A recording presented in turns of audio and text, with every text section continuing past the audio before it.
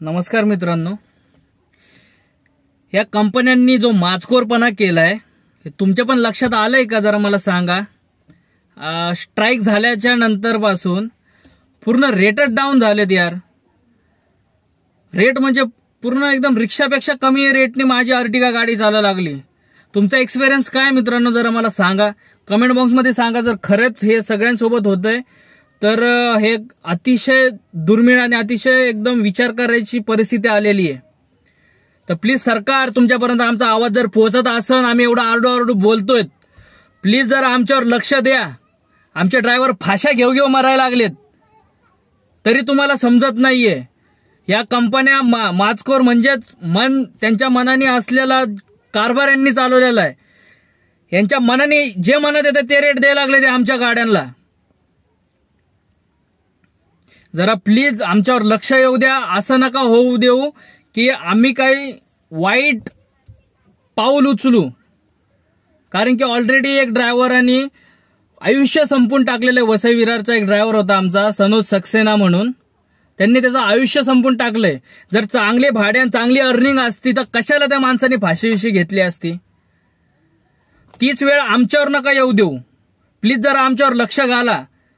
ते doctor Kshirsagar sir जे एवढं करायला लागलेत, त्यांना पण त्यांचं आंदोलन कसं मोडलं, कसं तुम्ही हे झालात, ते तुमचा इगो राहू द्या साईडला. कमीत कमी 2-3 लाख ड्रायव्हर आम्ही मुंबईमध्ये चालवत असतो. तसंच पुणे सिटी झाली, नागपूर सिटी झाली, नाशिक सिटी झाली, नवी मुंबई, ठाण्यातले सगळे ड्रायव्हर एवढ्या प्रमाणामध्ये टॅक्सी ड्रायव्हर आहेत. तुमची वोट बँक आहे सरकार, तरी तुम्हाला एवढं समजत का नाहीये?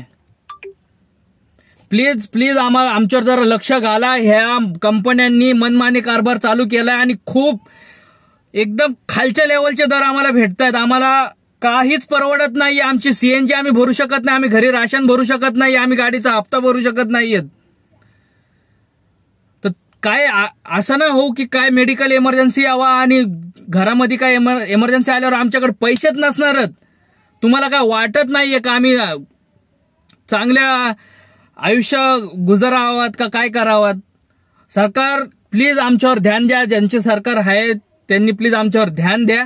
आमच्यावर खूप वाईट वेळ आलेली आहे. आम्ही ओरडू सांगतोय तुम्हाला. तरी पण जर नसन होत तर प्लीज आम्ही डॉक्टर साहेबांना पाठिंबा देतोय. त्यांचं पण तुम्ही आंदोलन बंद करायचं काम करतायत. पण तुमचाच जीआर आहे ना, तुमचाच जीआर आहे. तुमचेच माणसं सगळे वरिष्ठ ह्याच्यामध्ये बसलेले सगळे तुमचेच लोक. तुमचाच जीआर आहे. तुमच्या जीआरचे पैसे आम्ही मागायला लागलोत तरी सुद्धा ते आम्हाला तुम्ही देऊ शकत नाहीयेत.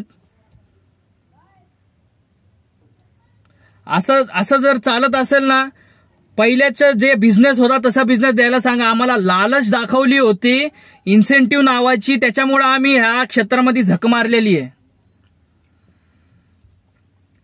तर प्लीज आमच्यावर ध्यान द्या. आमचे जे पण काय प्रश्न आहेत ते तुम्ही सोडून द्या, अशी मी कळकळून आशा बाळगतो तुमच्याकडून.